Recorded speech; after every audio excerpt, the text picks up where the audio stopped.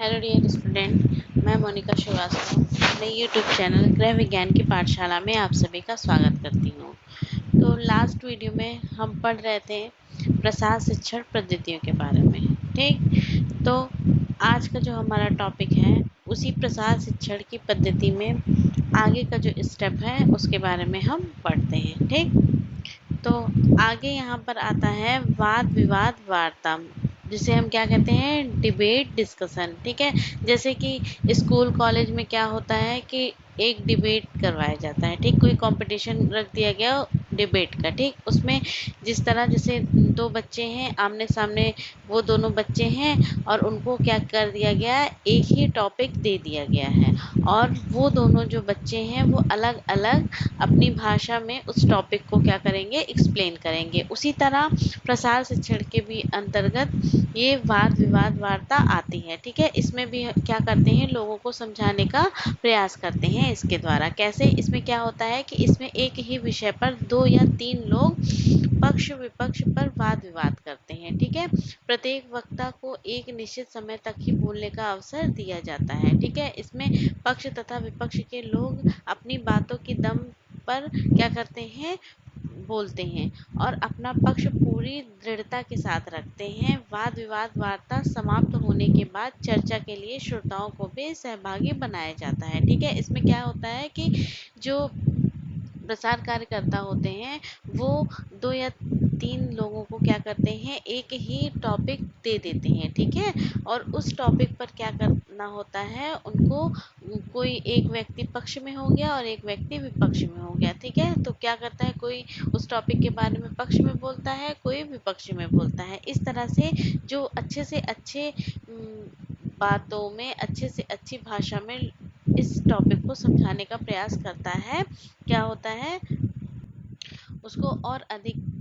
जो है सिखाने का अवसर प्रदान किया जाता है। ठीक, तो इसमें क्या होता है कि वाद विवाद वार्ता के द्वारा लोगों को समझाने का प्रयास किया जाता है। ठीक, उसके बाद है कार्यशाला वर्कशॉप। जैसे किसी भी चीज़ की हम कोई कार्यशाला लगा दें कुछ दिनों के लिए, ठीक है, वर्कशॉप लगा दें, वो होती है हमारी कार्यशाला। यह एक विशिष्ट प्रकार का सम्मेलन है जो एक सप्ताह तथा इससे भी अधिक दिनों तक चलाया जाता है। ठीक, इसमें विशेषज्ञों के भाषण, व्यक्तिगत संपर्क, सामूहिक चर्चा, अनौपचारिक वार्ता आदि की व्यवस्था की जाती है। ठीक है, इसमें क्या होता है, जो कंसल्टेंट होता है उनके निर्देशन में कार्य सत्र की व्यवस्था की जाती है। जिस विषय पर कार्यशाला आयोजित की जाती है उससे संबंधित समस्याओं को उजागर प्रतिभागियों द्वारा क्या किया जाता है, किया जाता है। ठीक, उसके बाद है, इसमें क्या होता है, जो वर्कशॉप होता है इसमें एक विषय ले लिया जाता है और उस विषय से संबंधित लोग क्या करते हैं, भाषण देते हैं, लोगों को अधिक से अधिक जानकारी देने का प्रयास करते हैं, संपर्क करते हैं, सामूहिक चर्चा करते हैं, वाद विवाद करते हैं। ठीक है, बातें करते हैं और वार्ता करते हैं। इसके द्वारा क्या करते हैं, लोगों तक अधिक से अधिक जानकारी उसके माध्यम से बताने का प्रयास किया जाता है। ठीक, फिर आगे देखें, आगे है कार्यशाला वर्कशॉप।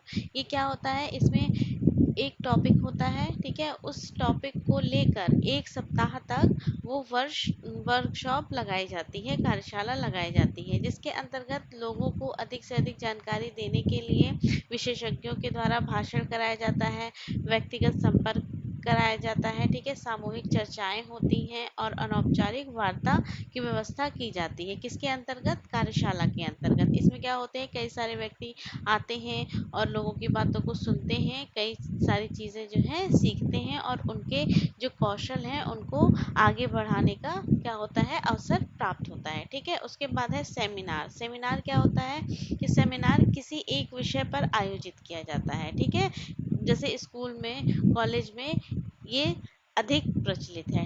क्या, सेमिनार। सेमिनार किसी एक विषय पर आयोजित किया जाता है। इसमें क्या होता है, वक्ता तथा श्रोता आमने सामने बैठे रहते हैं। ठीक है, मतलब जो बोलने वाला है वो व्यक्ति और श्रोता जो सुनने वाला है वो व्यक्ति, वो आमने सामने होते हैं। ठीक है, विषय में पारंगत विद्वान सेमिनार में अपना शोध पत्र प्रस्तुत करते हैं।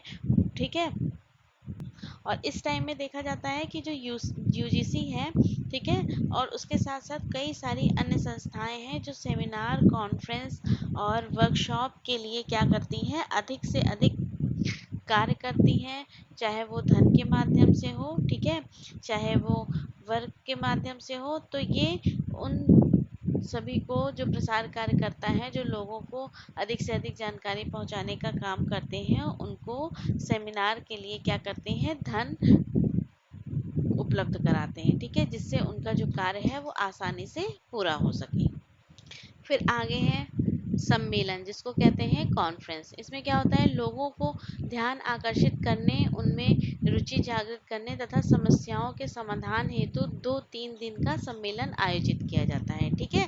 इसमें काफ़ी संख्या में लोग भाग लेते हैं, ठीक है। विशाल जनसमूह के समक्ष अपनी वार्ता को प्रभावशाली ढंग से प्रस्तुत करने के लिए क्या किया जाता है, कुछ बिंदुओं को ध्यान में रखना आवश्यक होता है, ठीक है। जैसे जो सम्मेलन होता है वो कई सारे लोगों के बीच में होता है, ठीक है। तो उस सम्मेलन में कोई भी गलती ना हो, अपनी बातों को आसानी से समझाया जा सके, तो उसके लिए कुछ बिंदु हैं जिसको क्या करना होता है, ध्यान में रखना आवश्यक होता है। जैसे श्रोताओं के संबंध में जानकारी प्राप्त कर लेना चाहिए कि किस स्तर के लोग सम्मेलन में उपस्थित होंगे, ठीक है, उनकी रुचि क्या होगी। मतलब कहने का मतलब ये है कि जो व्यक्ति आपको जानकारी दे रहा है, ठीक है, तो उस जानकारी को लेने के लिए जो व्यक्ति आ रहा है, जो श्रोता है, वो व्यक्ति कैसा है, ठीक है, उसकी रुचि किस चीज़ में, तो उसके हिसाब से जो वो है, व्यक्ति है, वो अपनी जानकारी को क्या करेगा, लोगों तक पहुंचाने का प्रयास करेगा, ठीक।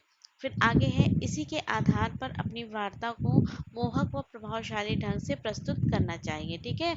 इसी के अनुसार जो कार्य करता है, जो प्रसार कार्य करता है, वो क्या करते हैं, इसी के आधार पर अपनी जो भाषा है उसको और भी अच्छा और सरल बनाने का प्रयास करते हैं, उसको मोहक बनाते हैं और प्रभावशाली ढंग से क्या करते हैं, अपनी बातों को प्रस्तुत करते हैं। विशिष्ट विषय का चयन करना चाहिए ताकि उस विषय के बारे में बिंदुवार बोलना आसान हो जाए, ठीक। फिर अगला है कि श्रोता को पहले ही बता दें कि आप किस विषय पर वार्ता करना चाहते हैं, ठीक है। मतलब अगर पहले से ही श्रोताओं को, जो सुनने वाला व्यक्ति है, उसे पता होगा कि आज हम यहाँ पर क्या सीखने आए हैं, क्या सुनने आए हैं, तो वो अच्छे से अच्छे इंटरेस्ट दिखाकर क्या करेगा, उस बात को सुनेगा और समझेगा, ठीक। तो आगे बढ़ते हैं, आगे है हमारा अभियान, ठीक है।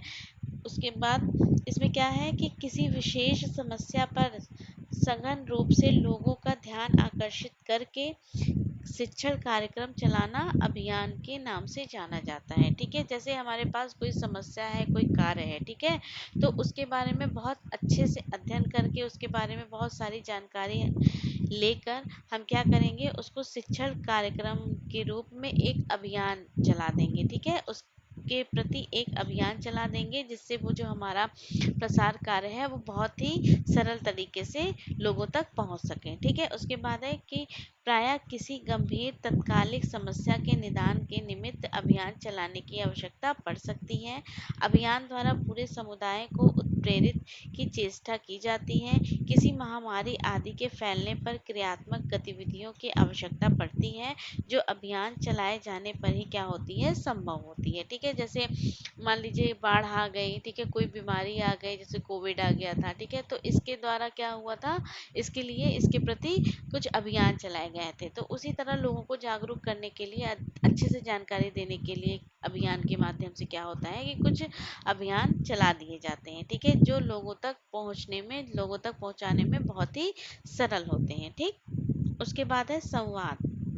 इसमें क्या होता है कि किसी भी कार्य संपादन, विशेषकर शिक्षण में संवाद का विशेष महत्व होता है, ठीक है। हर कोई व्यक्ति क्या होता है, वो सुनना तथा ग्रहण करना चाहता है, और इसमें इसकी अलग ही एक भूमिका होती है, ठीक है। संवाद में क्या होता है कि विशेषकर शिक्षण में संवाद का बहुत अधिक महत्व होता है, ठीक है।